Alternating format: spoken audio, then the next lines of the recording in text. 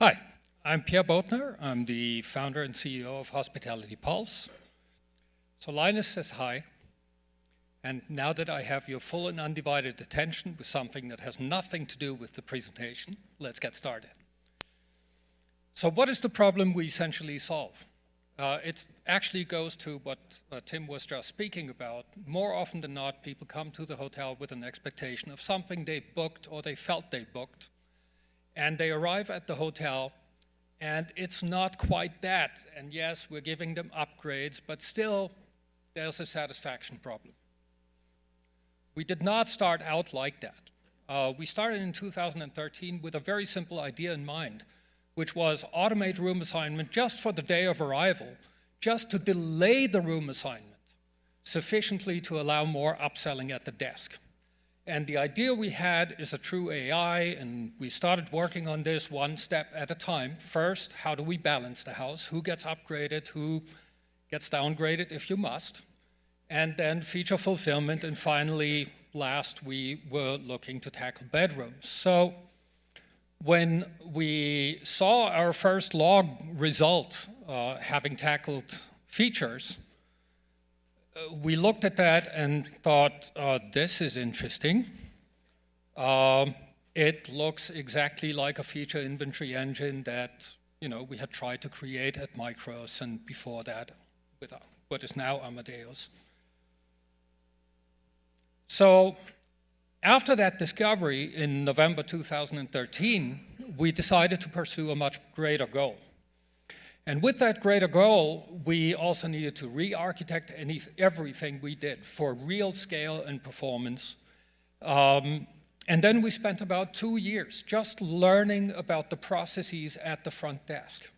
What are all the tools that need to be in place to have a fluid transition, a fluid experience for the agent to allow them to get people into rooms? And the last year was entirely focused on insights and operations BI that you can use free of charge if you can get us the data from your PMS in real time. So why are we there? And this is not something that was a great insight and now we're setting out to solve it. It sounds completely rational in hindsight, but all of our technology is fundamentally based on selling airline tickets. And of course, with a plane, every passenger boards and deplanes at the same time. And when we figured that, yeah, the seat is the same as a bedroom in a class of service, the same as a category, and the city pair is the same as a length of stay, we basically pretended that it was perfectly fine to stick a person for a 3-night stay in 3 different rooms. And as long as all we had were GDSs in terms of electronic distribution and we got our high yield business from there, that was perfectly fine. It was 10% or less of our business. You made sure they got what they wanted. Today's electronic distribution is 50, 60% and includes lots of discounted rates. So it doesn't work that easily anymore. So what we do is we try to reconnect operations with the distribution with that feature inventory response engine at high speed, as I said, and ultimately allow a user to book exactly the way they think about a hotel room. So when they think of it, they think not in categories. Thank you, Tim, for the setup. But it's in terms of room features. And come on. This is basically what it looks like. So did I hear someone say pizza? You can literally go in there and basically say, I want to come for these dates, and I want a view, a balcony, a this, and you put it together. This is all based on real-time availability, based on predictive room assignment. So whatever is sold here is not only a promise and an expectation, but it actually is delivered to the guest at the moment of arrival.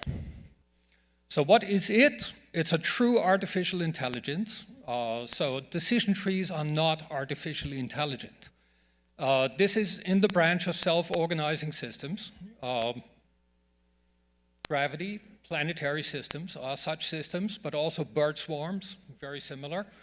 And so we allow all guests to compete, to negotiate amongst themselves for the rooms that they want. And it's all based on guest value. Guest value, of course, can have lots of different inputs. It's not, we don't determine the guest value, and not the price alone determines it. It's cloud-based, it's completely self-scaling and self-healing, and as everything we do that is not core to our product or essential to our core product is open source. So if any of you have projects that go into the cloud, that stuff is open sourced, and Dun & Bradstreet are using some of that. HP is using some, not us, Hewlett-Packard. But also the data architecture. We had to completely rethink it. How do we answer a question like, I want to have a hotel room. I want to go on vacation from date A to date B, and I want a room with a balcony and a king bed and an ocean view in some nice resort on the beach. So we can answer that type of question in sub-seconds, regardless of how many hotels need to be queried. That's the architecture we built, and everything we did is open API first. So everything we do, you can do. Whatever booking engine you use, you can go and integrate it with that. Of course, we do need the data to optimize your room assignments. And please don't take my word for it.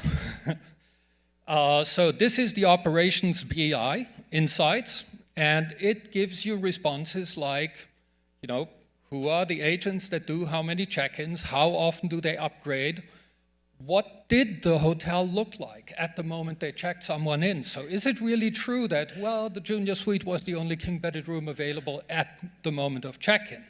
You can actually go in there, interrogate it right then and there, and find your answers. And as part of that, we can also tell you what you could stand to benefit from automating room assignment in terms of feature fulfillment, bed type fulfillment, but also very importantly, a true financial ROI in terms of upgrade and downgrade cost.